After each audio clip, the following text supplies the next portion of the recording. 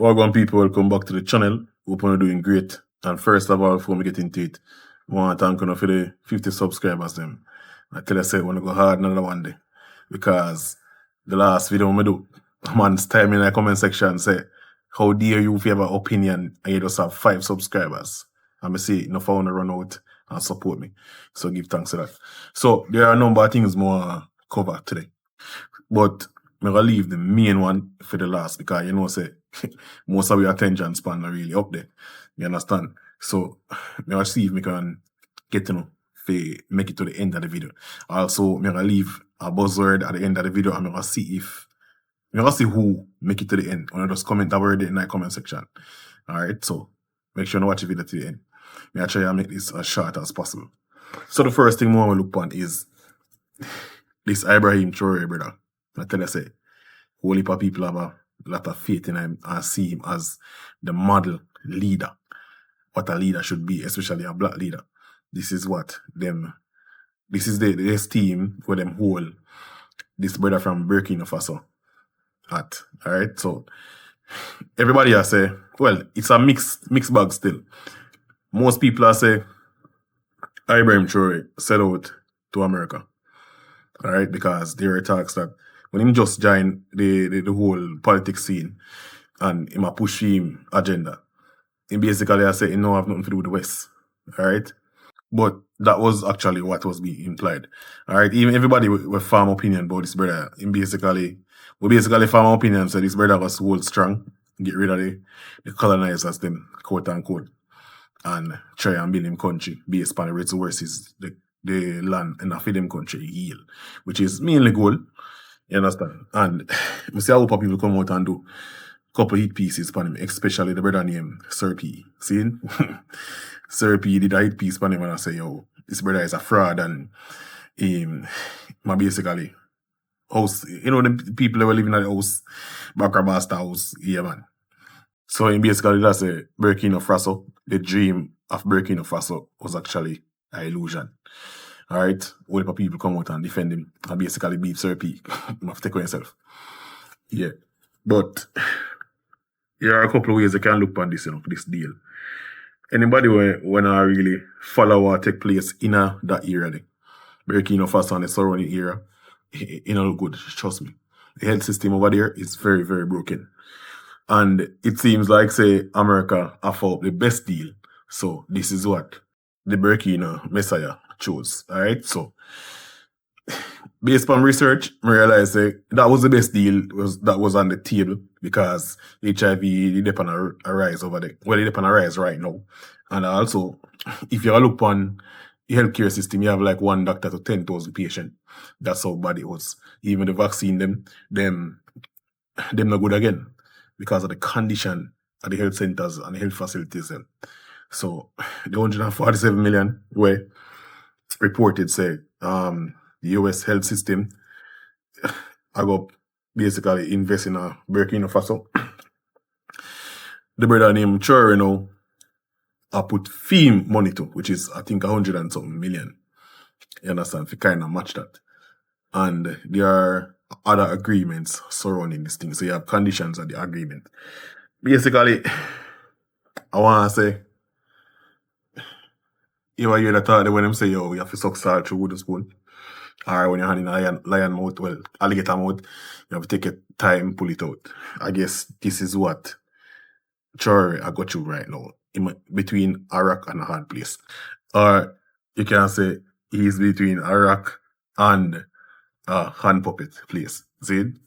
So everybody basically over this side, when I do no research at all, I beat Traore and I said Traore sell out and bigger things. You have to use strategy for win them kind of thing. Alright? You see when you're a country and the up and up, when you come up, you have to bend the knee sometime. And a sellout, but it's a temporary sellout. Who remember 300? The movie 300. There is no man in the world right now living right now. Then we're at least 15 years old. We never watched 300. So me see if we can use this as an illustration for basically try to portray way Ibrahim do. See? So in the last part of 300, Leonidas did take a knee and basically drop him shield and drop him spear. Seeing? But him trick the king, seeing? The God King, by taking up the spear and fling it as far as he can to prove to the God King say he's not a God and he can bleed. Seeing? So everybody think that a kneel, later that's a kneel, you know. He might trick the crowd. But when they do, I try to create a misdirection. Alright, so everybody drop them guard so he can get to show the God King when promise him. You understand? So I guess this is one of the move where Traore I do. Or at least I'm being optimistic, as I said to you. Enough people hold this brother at a higher standard. I am also one of them too. To hold him at a higher standard than every other black leader I ever see currently. Seeing? He did a whole heap of ballsy moves. And I tell you, the man get all the French out of the country. Seeing? And that's very ballsy. But one of the reasons why enough other people are watching with a side eye is because he make a deal with Russia. You understand? But them don't understand the details of the deal. And this is the reason why you have to make sure you do your research thoroughly and don't just watch what the Western media are feed you. You have to check the thing out for yourself. What is really being said in a Burkina Faso. See? So you can just log on to feed them thing and check them out and see what go on. Anyways, so meanwhile, people are worried about Buju Banton Son. I swim around in or almost dropping in some water with some piranha. See it? And I swim around with them. And them thing I don't know if you pay attention to. And also the world are fall apart because Orange Man I destroy the whole of the East. See, and you know say once the East out of the game, you know say the West have to suffer from both oil, petroleum, rice, and them kind of thing there. Alright, so you see Iran, which part them I'm gonna show you on the screen. You see that exact area there where you see there, so Iran are gonna make sure say nothing can pass through that. And you see once Iran lock off that, you know say the whole of the Middle East and surrounding countries are gonna suffer. Because a whole heap of trades and something go on right as up. As I said to you, oil, petroleum, everything pass through this up. Alright? And if them want to take another route, it will cost more. So you know say a barrel of oil at $150 US. And that can't good. The world will suffer. So whatever hand puppet I deal with it nah look good. I don't know what kind of deal him sign on the first day in turn president and bugger things. But him sign a whole heap of things and you not even read them. Alright, so you look like them having no one and say, yo, my youth, make sure say you carry out these things you're signing because we have the videos and everything with you in night. See? So maybe Netanyahu now are the puppet master of Trump going. But Trump need to understand say him soon drop out because him have the age right now and he look all sickly too. You can't just press the button so if you mash up the whole world and the economy and then know in a few short years you gone by your business and left the world to suffer. You understand? The military, they need to break ranks and stop carry out this brother instructions. Alright, stop carry out this brother instructions because the world will benefit from it. You see, if you would have a brain in a 2001, them early 2000s, you know say America use misinformation and disinformation to basically steer the public, steer you could sheet them in the direction where they want the sheet them to go. Then by now them program the US citizens by carrying off them own little twin tower business. Then pull off that stunt there, motivate the people them to go basically ramsack a country when have nothing to do with it at all. See? And now here they are again. They might try to justify it again because the man them with the big nose flying at the east have Trump as puppet. First they have Bush as puppet. Now they have Trump as puppet. So Trump have to do these things because them have strong leverage over him. Alright, everybody know the leverage in some dark web thing. See? So, as I say, people, them use buzzwords like regime and regime change. You understand? They make the word regime become so bad now. Once them say regime, you know, nobody not really think about what regime mean, you know. Them just go disregard regime. Them now have nothing to do with regime. See? First, it was insurgents. You understand? In a Bush time, was insurgents was a buzzword. See? And terror. You understand? But you know, a regime. We need a regime change. Yeah? You understand? So, I'm going to make you see what China have to say about this, because I tell you, say, them can't ramp with the Chinese, you know. The big nose guys, them can't ramp with the Chinese, them. And you see how America go on, them a big bad wolf. The little arms them what they have, it not gonna last long. And if there to be a full scale war right now, America can't stand up to it. And they can't stand up to the big giant them.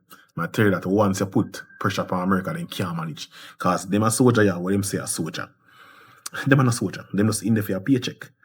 See, them love this thing and dedicate to this thing. And willing for dead for them country, like the man them back in the days. Them a soldier, yeah, a tic-tac soldier. You understand? So them barely have an army. Only thing they have right now is gadgets. When they can press button, and when that run out, what will happen? When that run out, what will happen?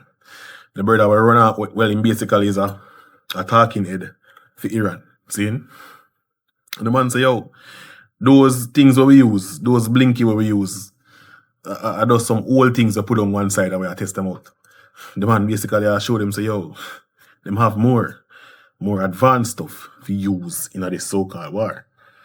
Alright? And Iran has been preparing for this from the time when they mash up Iraq.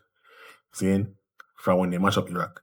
And from them time the Iran deal with them thing and build them thing. See? And I can't believe, say, people in 2026 still believe, say, Iran or whoever, in whichever country, have nuke. But not a nuke, yeah? Nobody has no nuke. So no make them check, you know. Saying there are a whole heap of things out there where they lie about. Just say, it's like a propaganda if you keep other countries in fear or keep other countries in line. And create this whole facade. They call it nuke. Or the nuclear program. Saying? It's all a lie. Nothing factual about that. Saying? And when the matter about say countries have this and countries have that, they must use that to mash up the country and destabilize the country. Because the country decides say they won't use the money, which is the petrodollar, as for the main currency again in a trade. Seeing that at the only time you see them run come, demonize the country and the leader, and then do a regime change. See? So that is what is going on right now. So don't follow them. I'm gonna take time with the brother Ibrahim Traore. I'm sure it's a strategy I use for doing the right now. Hopefully. Alright, so all the people we get distracted about Buju Banton, half-mad son. I thought about saying almost jump off in some water and swim with some fish. Them things are relevant right now. The world will fall apart because at one set of people. Some big nose people with sitting on top of the head. See? Yeah, man. So, I'm going to hear where China have to say and hear where Iran have to say. Alright? Remember to comment the buzzword in the comment section if you reach this far in the video. So far, China has been reluctant to exercise its military power abroad, which many in the West and Japan treated as a sign of weakness. So when do you think China would eventually exercise its military power abroad to solve international issues? For example, the current situation in Iran. First of all, in a philosophical sense of the word, China throughout the ages never want to use war as the preferred way of solving country-to-country or state-to-state questions. War should always be treated as a last resort. So war should always be very, very carefully thought about and should always be the last resort rather than the first resort. Because if war breaks out, you're talking about loss of life, destruction of property, and once you launch a war, you never know whether eventually you will win the war or lose the war. So I think, philosophically speaking, China always looks at war as the last resort. And if possible, we want to avoid war. We want to bypass war. We want to use peaceful means to resolve problems. And we want to emphasize win-win possibilities rather than looking at anything or everything as a zero-sum game. Therefore, the fact that China does not want to use war to solve problems doesn't mean China is weak. As a matter of fact, if you look at the conflicts between China and India, the two countries decided not to use military weapons. So we use fists, for example, sticks, for example. It doesn't mean that either China or India don't have heavier dosage hardcore weapons. And then in China-Filipino clashes, we use water cannons, etc. It doesn't mean China does not have very strong, powerful naval powers to defeat the Filipinos. No, we do have, but we do not want to use them. We want to use more peaceful ways to solve the problem. We want to emphasize to the Filipinos that if you look at the American-Spanish Treaty of 1898, you should come to your own conclusion, which is in your best interest. Is that right? So I think going forward, whether China will be much stronger, more powerful than it is now, I believe China will never use war as the top choice. But then wouldn't that require the rest of the world to have the same outlook? Like, is China trying to pull the world more into a more peaceful kind of function where people don't turn to war? Because a lot of people would say at the moment the United States still uses weapons, and I mean they just kidnapped the leader of Venezuela, and a lot of Chinese even felt like China should do something. Now I believe it's not a good idea. I agree with you, but a lot of people, including Chinese, think China should do more. At the moment, is being peaceful enough? Well, being peaceful will be very important. However, if you are peaceful based on a very weak situation, like, for example, Venezuela, or even like Iran today, then you need to be prepared to probably suffer the brutal force from the United States or from Israel, for example. So I think the key issue you need to face is how you really look at issues involving war versus peace. And I hope you will always look for peace rather than using war. Secondly, you need to really build up your own strength. Now, having enough strength doesn't mean you need to use war as your preferred methodology. Having enough strength, as China does, gives us more luxury of demanding peace, because I think the United States already realized that they will never win a conventional war. The United States military, since the end of the Korean War in the early 1950s, already say the United States never wants to find itself in another ground battle against China, because they know the Chinese soldiers will be very ferocious and we will never tolerate a defeat at the hands of our enemies.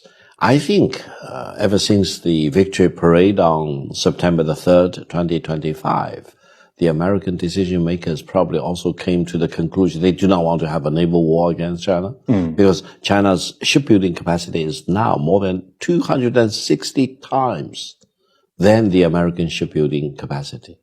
And they also do not want to have an air war against China. Why? Because many of the so-called phantom warplanes or bombers of the United States can be seen through thoroughly by the Chinese radar, because the Chinese radar is the most sophisticated in the world. They can detect any plane from their takeoff until their landing. And for the B-2 bombers or whatever they claim to be stealthy or they cannot be detected by radar, they can be fully detected. So in time of war, they will be really sitting duck to be shot down very easily. So I think the Americans and the United States has been talking about the sixth generation of fighter planes. They are still doing something on the drawing board. China is about to deploy the real sixth generation of fighter planes. So I think the Americans hopefully will, for their own benefit, come to the conclusion having a war against China is futile. Don't talk about a war with China. Talk about peace. Talk about working together with China for the benefit of the Chinese people and the American people, as well as for mankind as a whole. That is what I call the inevitability of peace. The Americans talk about death and paying tax as two things inevitable. I said, now you have a third inevitability. That is peace with China is inevitable. And this is for the mutual benefit of China. Yeah, people, remember to support treasuryard.com. It's a new site where you can post anything you have for sale and also your services. Like, for instance, if you're an electrician, you do vehicle rentals, you sell car, you sell house. So in other words, if you're a realtor or car dealer, this is the new site you can join and you just sign up and post your 5 listings free. Alright, but if you use a code, you can get 1 month pro features free. Alright, so just scan the code on the screen, share with the friends them or share with the people them where you know say would have a car them want to get rid of. Alright, them have a piece of land with them grind deadlift, they want to sell it. Yeah man, just post it on that site. It's a Jamaican owned website. Alright? It's not no jacars.net and realtor.com where owned by some overseas French people. Because if you do your research, you know say, I know Jamaica thing. See, but this a Jamaica thing. I know the people in personally. Alright, so to support this thing and make sure say, when I post on a thing, share it everywhere. And remember to scan the code if you're interested. Welcome to treasuryard.com.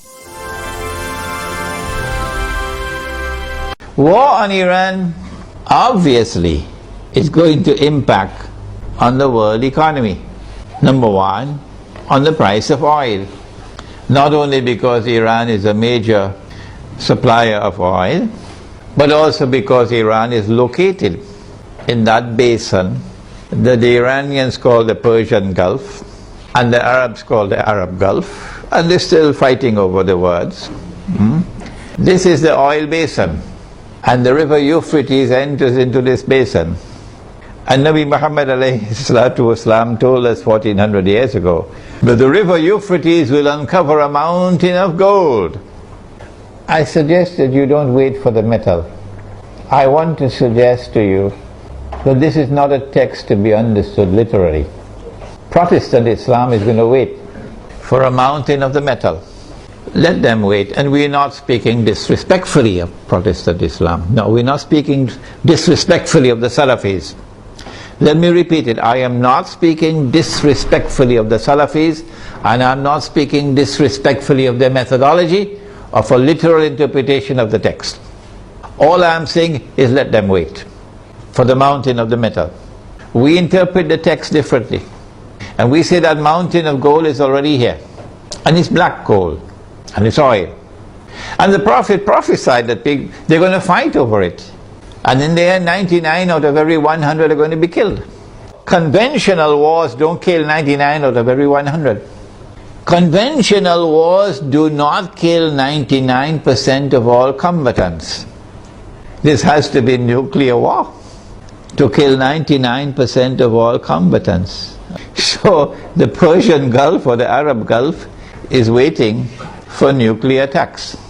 The price of oil is going to shoot up because Iran can also block the Straits of Hormuz. Yes, in our Iranian territory on this side and Oman on that side. It's not difficult for Iran to block the Straits of Hormuz and disrupt the passage of oil tankers. So we can anticipate fairly confidently that the price of oil is going to escalate dramatically once the attack takes place. And the American government knows that. And that's why the American government does not want Iran to be attacked. Because the American government knows, and the Federal Reserve knows, and the bankers also know, that the US dollar is going to collapse. It will not survive an Israeli attack on Iran with the price of oil shooting up through the roof. And if the US dollar collapses, of course they're going to have to demonetize the US dollar. It will no longer be legal tender. They have to have something in place. They probably already have something to replace it. But at a fraction of its previous value, the American economy is going to collapse. Large numbers of white Americans are going to lose their wealth. And many of them are going to be listening to this lecture. There's going to be chaos in the United States when the economy collapses. There can be riots in the United States, and they're already anticipating that. And so an attack on Iran would lead to economic, financial and monetary consequences that will be disastrous for the US economy. Israel wants to become the new ruling state in the world. And 10 years ago when this book was published, we said the third ruling state is Israel. Israel wants to become the third ruling state. For Israel to become the third ruling state, the United States has to collapse. And so this is going to be the collapse of the economy. Not just the US economy, but more than that. With the dramatic rise in the price of oil, you're going to have a significant rise in the cost of living around the world. Transportation costs are going to escalate. Food prices are going to escalate. Energy prices will rise. And this is also going to affect the prices of manufactured goods. The poor of the world will sink as soon as Israel attacks Iran into greater poverty and in some cases destitution. In Yemen now, they can't afford to buy the cooking gas with which to cook. The middle class around the world will sink into poverty. And when there are so many poor, the majority of mankind in poverty, it's going to be easier to rule the world. With people who are too poor to organize themselves, to resist oppression and resist slavery. How should we respond to this impending economic collapse, financial and monetary collapse? How should we respond to the imminent rise of the cost of living around the world? My opinion is to go to that hadith of the Prophet sallallahu ta'ala alayhi wa sallam about Akhirul Zaman. He said, if you have land, hold on to your land. You're familiar with that, aren't you? And he said, if you have animals, hold on to your animals. And then a man asks, O Messenger of Allah, what about if we have neither land nor animals? He said, sharpen your sword. Of course, CNN is going to call him a terrorist now. He said, sharpen your sword, because you're going to be dealing with chaos and anarchy and riots. People seek to survive by fighting each other for food. Where can we get land and animals to sustain ourselves in this impending collapse? The answer is certainly not in the cities. If you believe that you can survive in the cities and get land and animals in the cities, you should buy a one-way ticket to the moon. And so Egypt, I'm talking to you tonight. In Pakistan, I'm talking to you tonight. Listen to me and get out of the cities. 20 million people in a city, 15 million people in a city, who's going to feed them? Where are you going to get your food from? What's going to be the price of that food?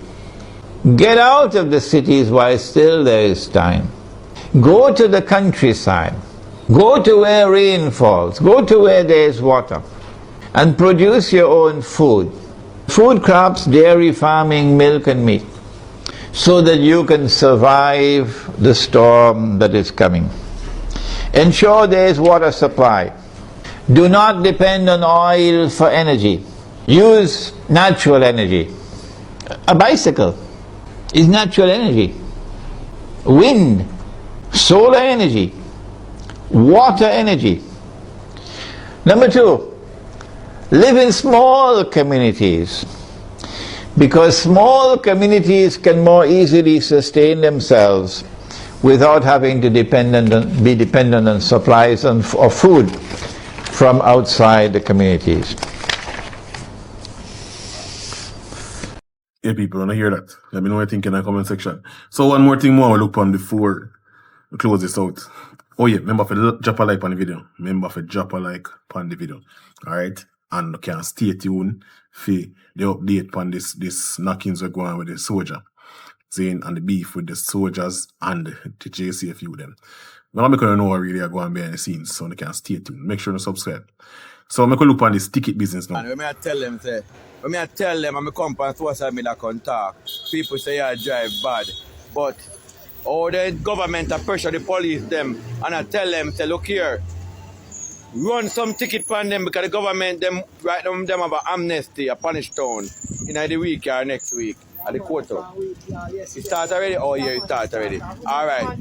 There is a problem in Jamaica. Because when the police them tap you now, them a give us some ticket in there. All them and I run with them. See more again. Something is wrong in our country. Something is wrong in our rascal country. I mean, nobody tell me no fuck me ears. And don't jump in my comment. Don't jump in. If you come in my comment, go different Prime Minister, go suck out your mother. You hear? Something wrong in our country. You hear? Now fuck on yourself. You hear? Yeah. Yeah, people, so, say, Andrew go down in Middle East to go pray to wall. So, say he's now one of those hand puppets controlled by the big nose guys from the East. Yeah, man. Him run gone on the East can pray up to wall. So, he's gonna have to pay up. So, he is tasked with robbing poor people blind by using the agents of the state, the cops. So, it's a ticket system, so they have to get money out of it. Listen this. The Ministry of National Security intends to collect $1 billion in traffic fines between April 1, 2026 and March 31, 2027. It represents a 120% increase compared to the fiscal year. I tell you the freaking scratch? No, man. Bro. Yeah. Look at me. Did I tell you the freaking move? No, ma'am. Run.